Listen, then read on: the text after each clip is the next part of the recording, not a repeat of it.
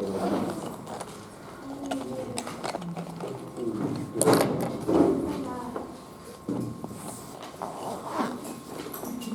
empezaremos. Tema: aparato reproductor masculino. ¿Dónde? ¿Has leído algo o no? Naranja. Diego. Camita más,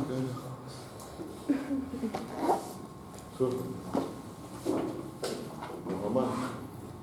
¿Y aquí vienen los documentos? A que lo visiten los venezolanos. ¿Está bien la imagen, jóvenes, o yo la veo medio opaca? Usted dice que está bien, yo sigo.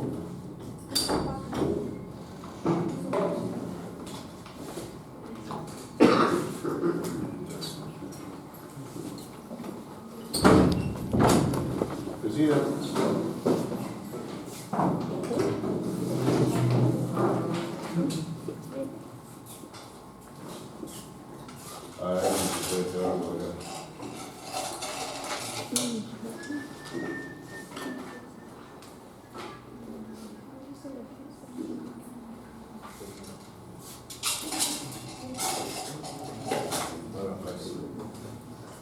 Bien, jóvenes, tan igual como hemos descrito para lo que es genitales femeninos, aquí se habla de una parte o de órganos genitales internos y externos. Cuando nos referimos a internos, obvio, eso me refiere a la cavidad peritoneal. Externamente, no necesito decir. Internamente están ¿qué? Parte del conducto deferente, vesículas seminales, conducto eyaculador, y a esta estructura la consideran como anexa a lo que es reproductor masculino. Glándula prostática. ¿Sí? Lo mismo, pero aquí ya es un corte parcialmente coronado con nada. Y que vemos externamente cordón espermático, porque así se llama la estructura cuando acompaña al conducto deferente, pero de aquí solamente lo que interesa es el conducto deferente. Esto, vean ustedes también ahí los plexos en relación a lo que es venas. Así algunos lo clasifican a las estructuras reproductivas masculinas, sexuales primarios, las gónadas, y derivado de esto, lo que es epidídico, conducto deferente, eyaculador, uretra, función mixta, vesículas seminales, glándulas bulbourethrais, que vamos a ver para qué las tenemos, y finalmente la próstata. Primera estructura a revisar, haciendo una similitud con lo que es femenino, en el varón son los testículos. Glándulas igualmente mixtas, porque tiene un componente excretor o endocrino y exocrino. Exocrino, el gameto sexual masculino, y endocrino, ¿qué hormona? Testosterona. Ah, no saben lo que tienen los varones. Testosterona. Inclusive, jóvenes, desde el punto de vista hormonal, la testosterona, ¿qué hace? Condiciona la maduración de los órganos sexuales masculinos. ¿Cierto? Y aquí vemos en mejor panorama las estructuras en general. Testículo. Y aquí se ve un corte sagital que vesículas seminales,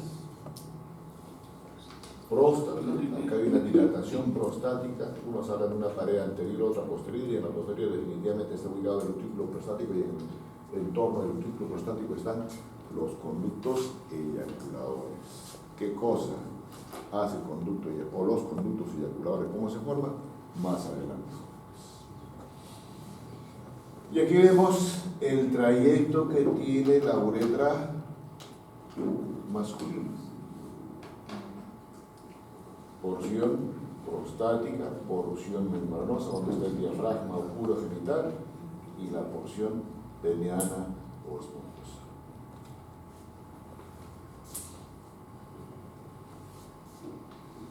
Igual o diferente, sigue siendo el mismo corte sagital, pero en un esquema que permite ilustrar mejor y permite inclusive la conformación ya interna de lo que es pene. ¿Sí? Y aquí tenemos a uno de los testículos con la bolsa que lo protege, que es el escroto.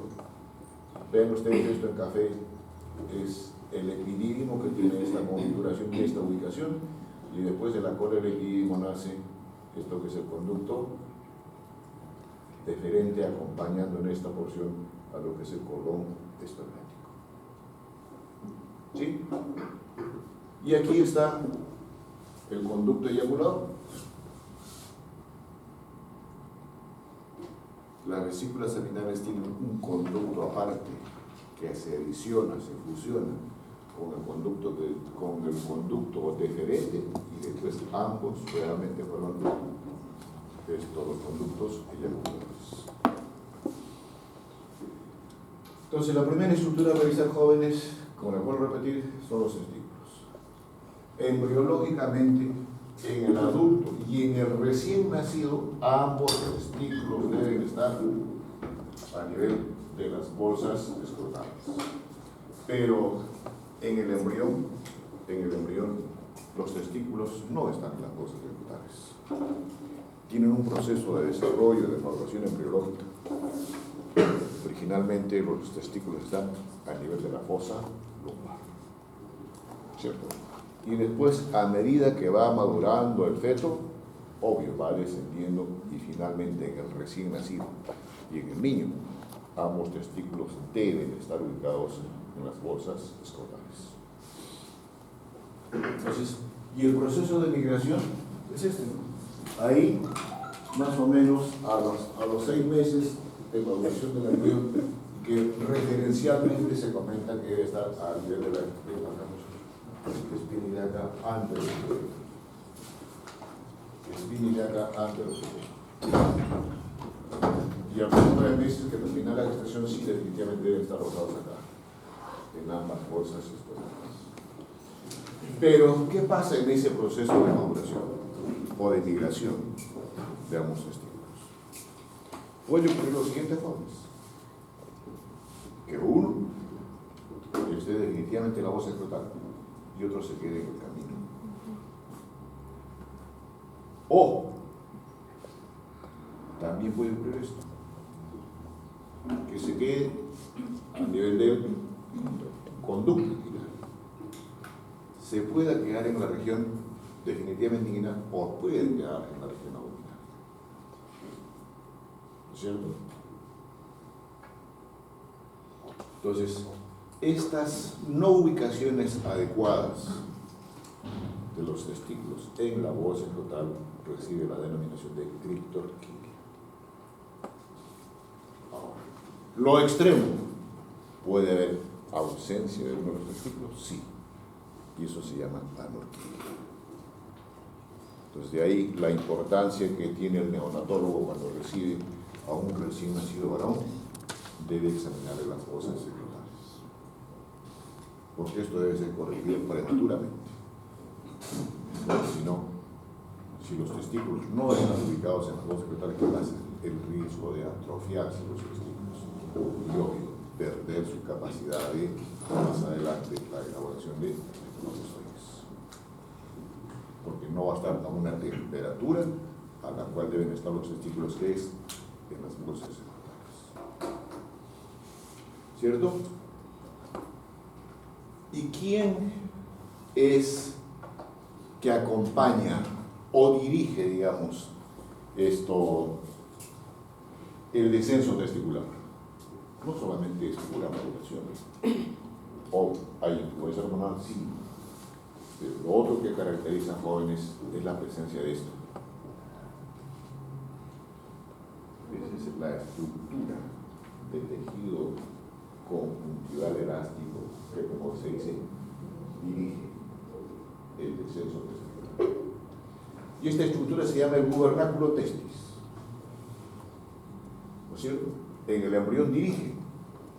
Pero cuando ya llega al proceso de ubicación definitiva, ¿qué hace? Se adhiere a estas bolsas centrales. Yo voy, el camino es así, jóvenes, de arriba hacia abajo. Entonces aquí es menester que ustedes ahora recuerden cómo es la conformación de la pared abdominal anterior. Y el lugar específicamente por donde transcurre, ¿por dónde es? Por el canal y los anillos inguinales. Digo anillos, que son dos. ¿Cierto? Y bien, entonces este esquema permite resumir todo esto.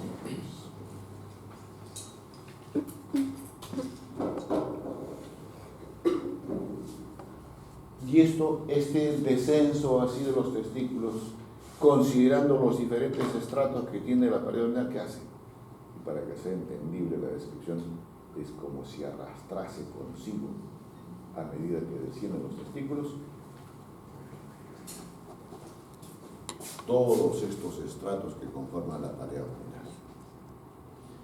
Y al tener este recorrido, y disculpen la expresión, arrastrando o llevando consigo estos estratos, ¿qué hace? Al final permite las diferentes hojas de envoltura o recubierta que tienen los testículos. Pero obvio, ya cambian de denominación cuando están en relación con los mismos testículos. ¿Sí? ¿Gurriel? ¿Se emocionó con la clase? No. Ah, sí. ¿Sí? ¿Qué va a hacer entonces?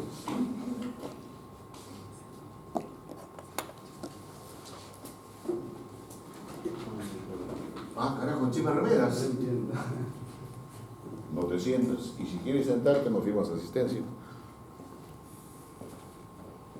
5, 4, 3, 2.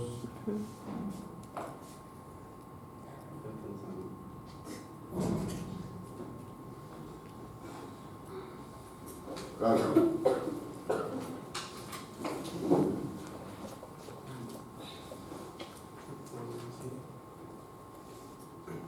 ¿Te acaso yo venezolano? En la puerta, dice afuera está casi Pero ahí te pararon. Bueno, todos se igual ahora.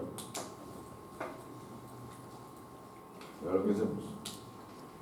¿Te vuelves a la cama? No. ¿Qué vas a hacer entonces?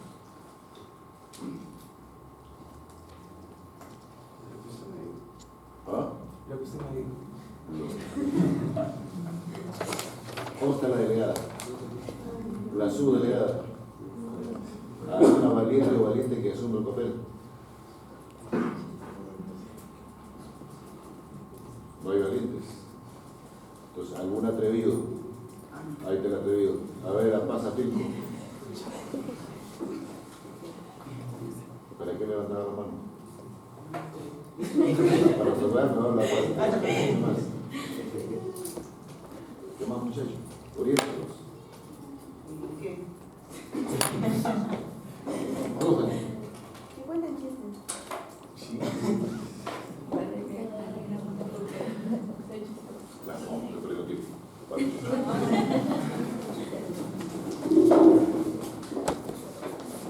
Entonces, jóvenes, producto de ese proceso de migración testicular, al final los testículos ubican o deben estar ubicados acá.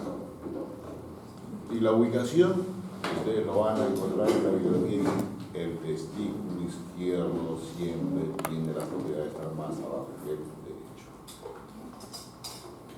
¿Sí? Y ahí lo tienen el ejemplo. Luego, ¿De dónde es el origen en cuanto a terminología de los testículos? Deriva de un latín que es orco, y también lo relaciona con la otra estructura muy adyacente a los testículos, que es el epidídimo. Orco y divis. Por eso es que cuando por alguna circunstancia se hace la extirpación del testículo, no dice testiculectomía, sino orquiectomía. Cuando hay proceso inflamatorio a nivel del epidídimo, no se dice epididimis, dice orcoepididimis. ¿Sí? Entonces ahí tiene la explicación por qué considerar esto como origen del término que al final se llaman testículos. ¿Qué forma tienen estas estructuras banales? Tiene una forma media cilíndrica, pero aplanado en el sentido de lateral a medial, así. Como que alguien los hubiese estrujado así. Y al tener esta estructura así, ¿qué se describe en la anatomía de superficie de los testículos?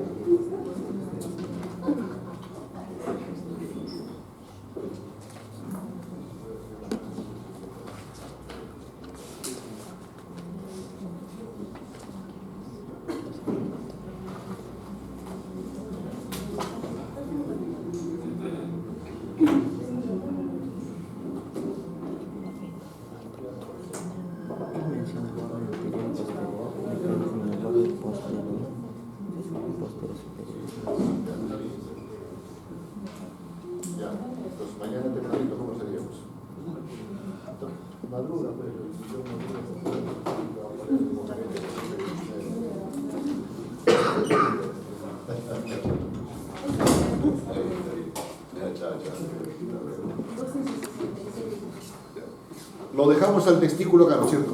Así, aplanadito. Entonces, ¿qué describimos? Cara.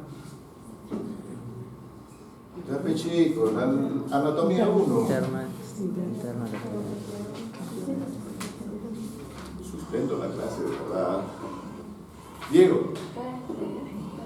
Interna. Este carajo no tiene testículo. Interna. ¿Nunca te los agarras cuando vas al baño? Hay que lavarse las bolsas escrotales. ¿Qué?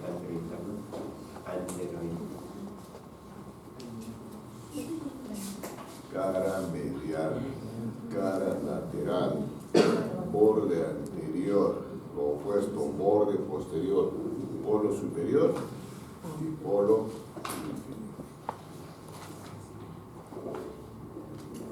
¿Sí?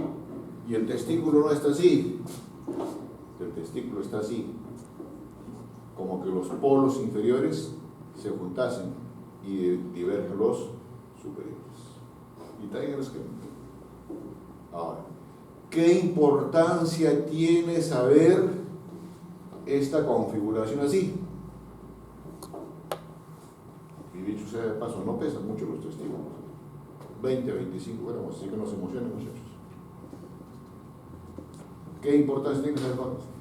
Que en el borde posterior, o sea, lo que no vemos, que hay prácticamente todo ese borde está ocupado por estos chicos.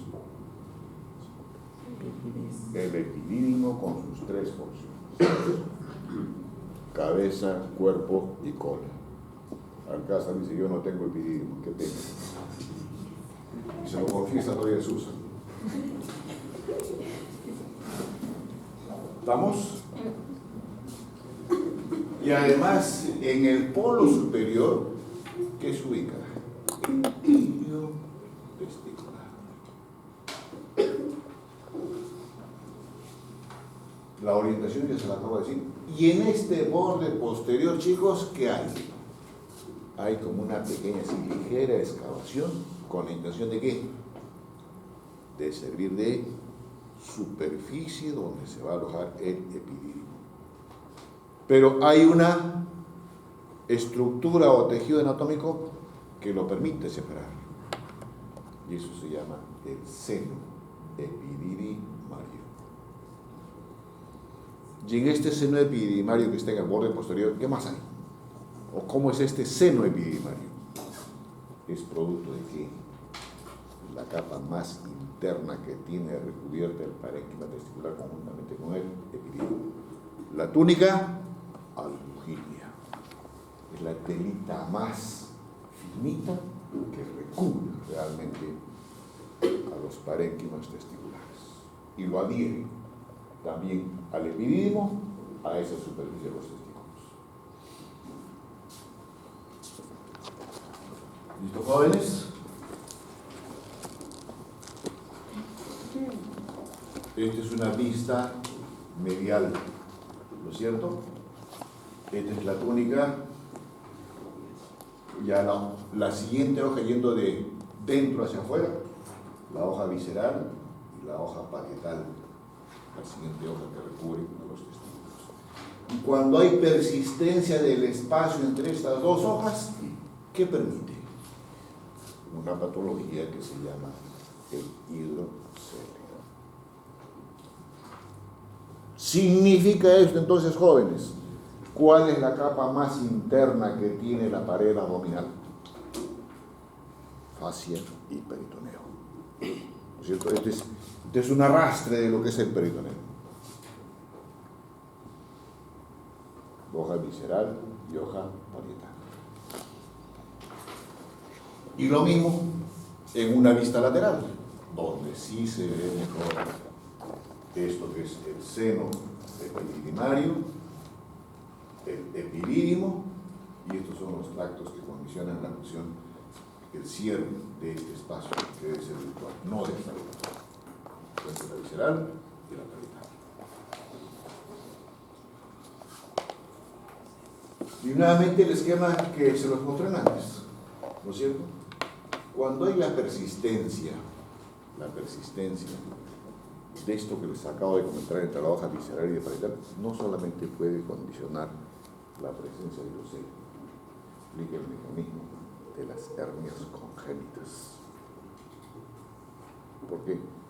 Porque no se cierra el fondo del saco peritoneal.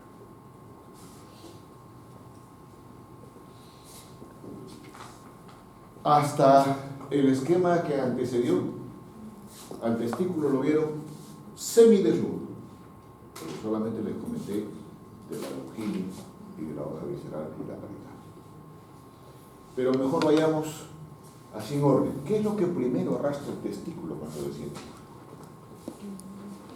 Es el peritoneo, ¿no es cierto? Entonces, la hoja más íntima que tiene es esta, la albuginia. Y después, ¿qué hay? Está la túnica vaginal, que tiene la hoja parietal y la visceral que les he comentado. Entonces, esta túnica vaginal son las que tienen las dos tunitas, parietal y visceral. Obvio, más está decirles que la visceral está adherido a la albuginia, ¿cierto? Y después, ¿qué hay más externamente? La fascia espermática interna. Fascia espermática interna. Y esta fascia espermática interna, que así recibe la denominación como hoja de envoltura de los testículos, ¿qué cosa es en la pared abdominal? Es la fascia transversales. Fascia transversales. Después, la hoja que está por fuera de esta, ¿cuál es? La fascia o el músculo cremaster con dos fascias, la fascia cremasteriana interna y la fascia cremasteriana externa. Está acá. O sea, lo que ustedes tienen que imaginar que esto, chicos, está así, junto. Es como un libro que yo lo he abierto. Y un libro, si quieres, si el libro es de 100 hojas, lo hemos abierto por la mitad. 50 para allá y 50 para el otro lado. Y por tanto la distribución es simétrico. ¿Estamos? Y después, más externamente, que hay esto que es la fascia espermática externa. ¿Y qué cosa es en la pared abdominal? Es el oblicuo externo, o la aponeurosis o tejido relacionado con el oblicuo externo. Más hacia afuera está la túnica dartus. ¿Y esta túnica dartus qué cosa es? Es tejido conjuntivo de la región inguinal, pero sin la presencia del tejido adiposo. Hay estructura muscular inclusive a este nivel. Y esto chicos, es separado para cada testículo, porque acá, olvidé decirles, acá hay un rafe intermedio, y ese rafe intermedio, ¿quién lo determina? Fundamentalmente la hoja más externa que tienen ambos testículos, las bolsas escrotales, propiamente dichas. ¿Y qué cosa es el escroto o las bolsas escrotales? Es simplemente la piel de la pared abdominal. Pero la piel aquí es diferente, porque no es así lisa, tersa como el resto de la pared. Es una piel de diferente grosor y de diferente textura. Tiene pliegues transversales. Eso es lo característico. Y además, ¿qué tiene el escroto? Está recubierto de vello. Y tiene glándulas. Y glándulas, le decía en broma a Diego, que si no se las baña, pues también tiene una característica de un olor no agradable.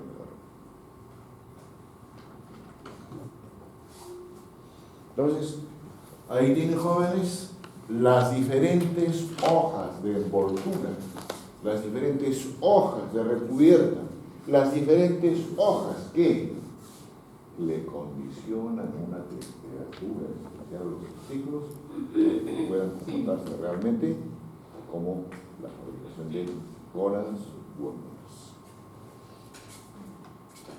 ¿Estamos, chicos? Ahora, la presencia de este músculo cremaster, obvio que después se continúa con el cordón espermático, porque en el cordón espermático, ¿qué hay? Como digo, conducto deferente,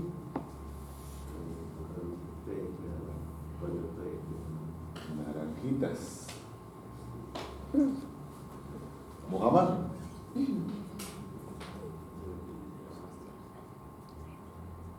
fuerte, ya, músculo cremaster. ¿Sí?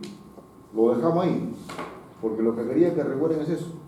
Hay músculo cremaster acá, amén, de estructura venosa, arterial, el plexo pandiforme, nervios, etc. Pero ¿qué hace la presencia del músculo cremaster en el cordón espermático? O sea,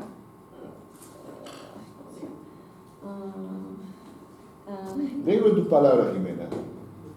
Ya después, cuando avances más adelante, ya sí tienes que hablar con una terminología propia. suspender los testículos. Sí, suspender los testículos.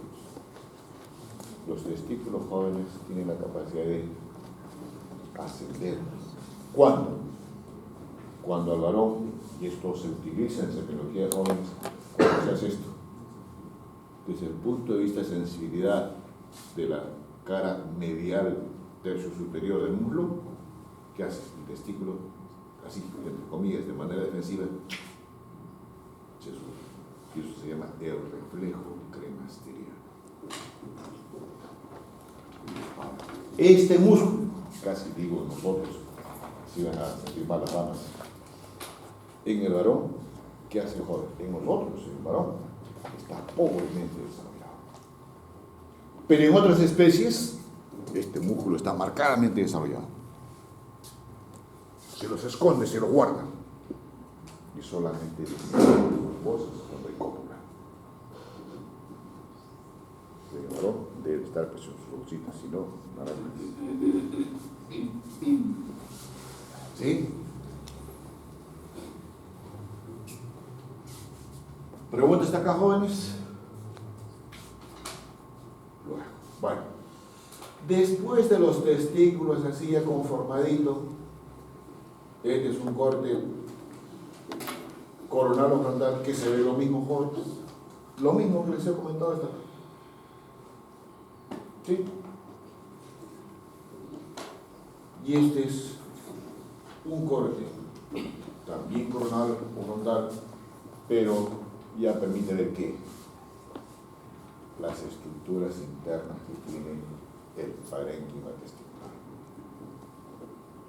¿Y qué dijimos que era la hoja más próxima al parénquima? ¿Cómo se llama? Bien.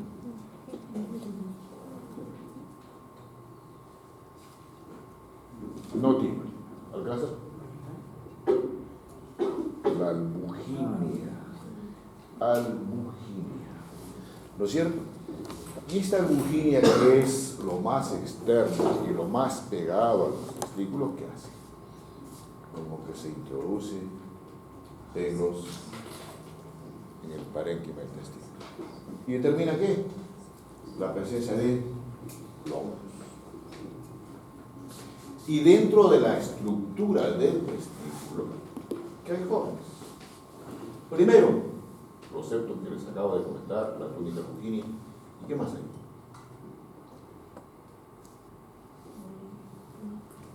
Los conductos seminíferos contorneados.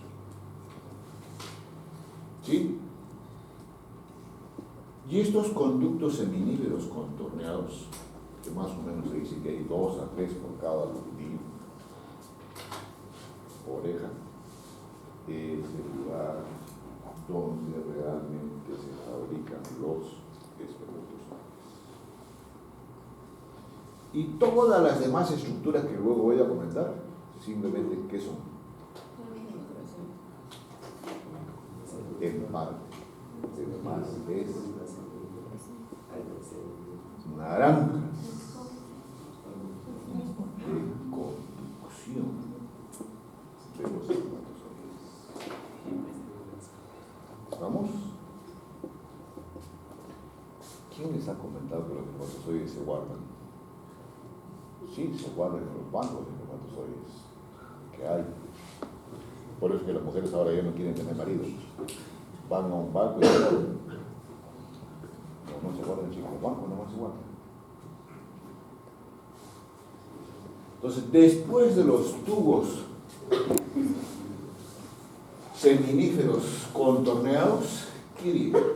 Los tubos seminíferos rectos, ya más próximo a lo que es el seno epididimario. ¿Y después qué hay? Los conductos eferentes. Y a esta región así, donde están los conductos eferentes, ¿qué se llama?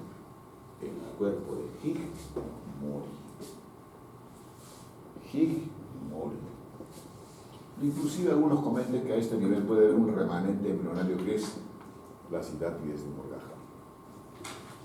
Pero eso no entra en la vía que estoy comentando. Y después de los conos que hay, después de los conductos que hay, esto, los conos. Y los conos es donde se agrupan estos conos y son los que dan lugar a la conformación de esto. La cabeza del epidídimo. ¿No es cierto? Y este enrollamiento así, desde la cabeza, cuerpo y cola, son tubos milimétricos y adosados así. Y la superficie en la cual está todo esto, dice más o menos es 5 centímetros cúbicos, no más. Pero la longitud, si uno despega todo lo que es epidídimo desde la cabeza, cuerpo y cola, puede medir 3, 4, hasta 7 metros de escrito. No te asustes, esto donoso. 7 metros sobre la justa mide su epidídimo, lo demás no sé. ¿Sí? Entonces, cabeza, cuerpo y cola. Y vuelvo a repetir esto, chicos, esto está en el borde posterior de ambos testículos. Algunos dicen, la cabeza tiene marcadísima relación con lo que es el polo superior. Tiene parte de la cara medial y la cara lateral. Pero definitivamente es borde posterior. ¿Cierto? Y después de la cola del epidídimo, ¿qué viene? Esto es el conducto epidimario y esto, que se ubica posterior al epidídimo, ya empieza, ya no así en descenso, sino como que digamos retorna todo esto, porque tiene que irse al anillo inguinal superficial. Esto ya es el conducto deferente. Y la configuración en cuanto a pared del conducto deferente es totalmente diferente a lo que es la configuración del epidídimo.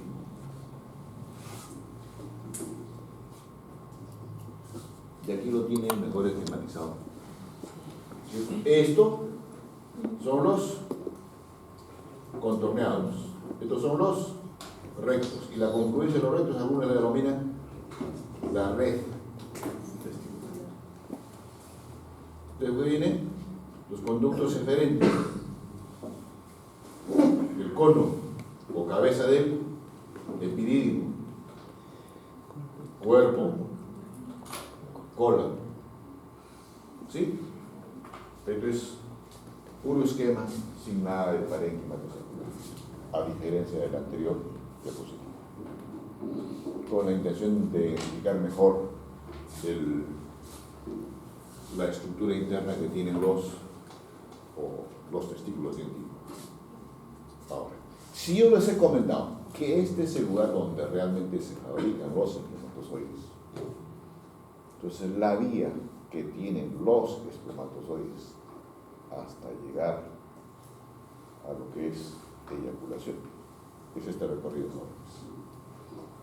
Túbulos contorneados, túbulos rectos, la red testicular, conductos eferentes, conos eferentes, la cabeza del epidídimo, cuerpo, cola, conducto deferente, y ya lo que no se ve aquí y que está en el piso pélvico es el conducto eyaculador, y finalmente llegar a lo que es la uretra prostática.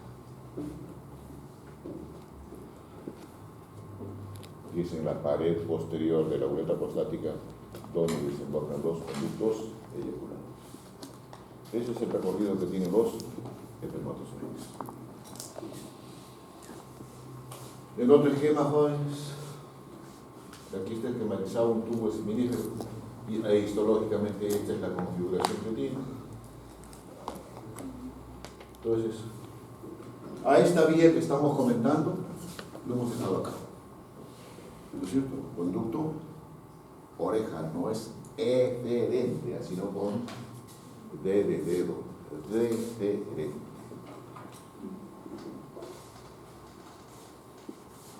Y este conducto deferente, que es la continuación de la cola del epidídimo, ¿no es cierto? Hasta ahí es hacia abajo, y cuando ya empieza el deferente es al revés, hacia arriba, porque tiene que introducir a la cavidad peritoneal. Y en ese recorrido que tiene hasta llegar a formar los conductos eyaculadores, ¿qué longitud tiene? Promedio 40 a 45 centímetros. un diámetro externo de 2.5 a 5 centímetros y un diámetro interno o volumen de 0.2 a 0.5 centímetros, y la característica que tienen los conductos deferentes, que antes de formar o unirse al conducto de las vesículas renales tiene una dilatación. Y ahí estamos ya hablando, jóvenes, de la región posterior interior de la vejiga. Y esa dilatación se llama ¿qué? La ampolla del conducto deferente, que luego se los muestro en otro esquema. ¿Cierto? Ahora, yo les dije antes que la configuración es diferente en cuanto a así, grosor, solidez del deferente con lo que configura él. Y es diferente ¿por qué? Y esto permite, cuando uno hace el examen clínico, ¿no es cierto?, tracciona el testículo, obvio, con la intención de hacer el examen clínico, ¿y qué pasa? Palpa el cordón espermático y con la estructura más sólida, por supuesto, como si fuese una cuerda dura ahí, eso es el conducto deferente. Y siempre se ubica en la región posterior de lo que son las estructuras inmersas en el cordón espermático. ¿Sí? Entonces, ¿es factible evidenciar el conducto deferente? Sí, es factible, mediante este procedimiento que les acabo de explicar. Ahora, y en este largo recorrido que tiene de longitud de 40 a 45 centímetros, al conducto deferente se le asignan porciones. ¿Y de qué porciones hablamos en el conducto deferente? Aquí lo vamos a evidenciar mejor. Esta porción, jóvenes, que está en la región posterior o borde posterior de los testículos, ¿qué hace? Esa es la porción epididimaria, o si quieren, donde se inicia el conducto deferente. ¿Sí? Y epididimaria porque tiene marcadísima relación con el epididio. La siguiente porción, funicular, porque entra en la conformación del funículo. La siguiente porción, la región inguinal, o sea, dentro del canal inguinal. Y la última porción significa esto, jóvenes, que el mismo recorrido que tiene, o la ubicación mejor, del cordón espermático es la que tiene el conducto deferente.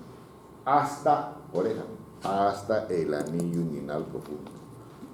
O sea, primero asciende la porción epididimaria, anillo inguinal superficial, canal inguinal, anillo inguinal profundo. ¿Y de ahí qué hace?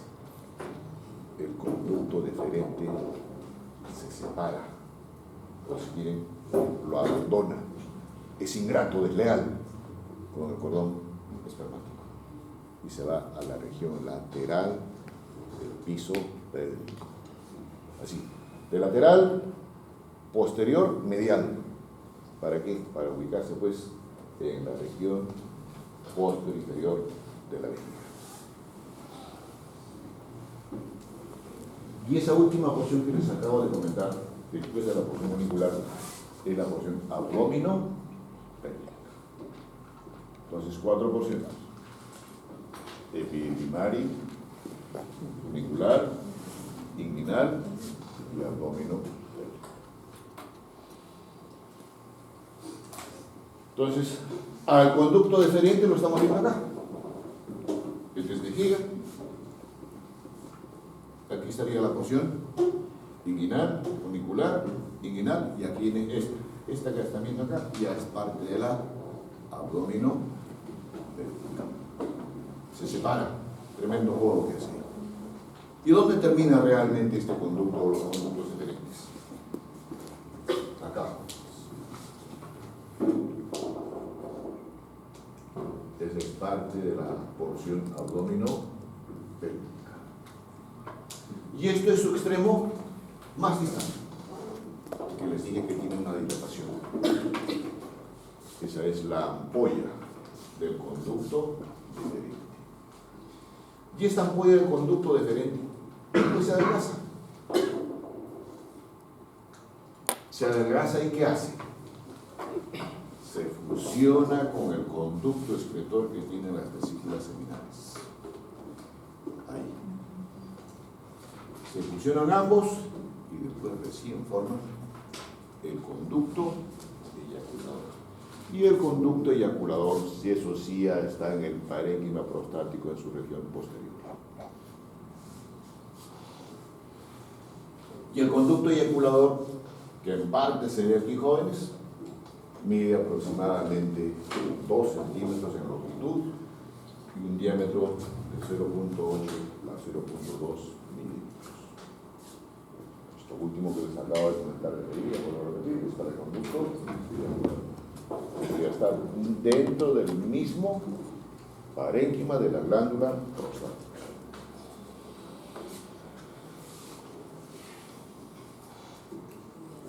Y en otra vista, jóvenes, y aquí sí se ve todas las porciones que tiene el conducto deferente. Las porciones epidimal, funicular, inguinal y las dos minores.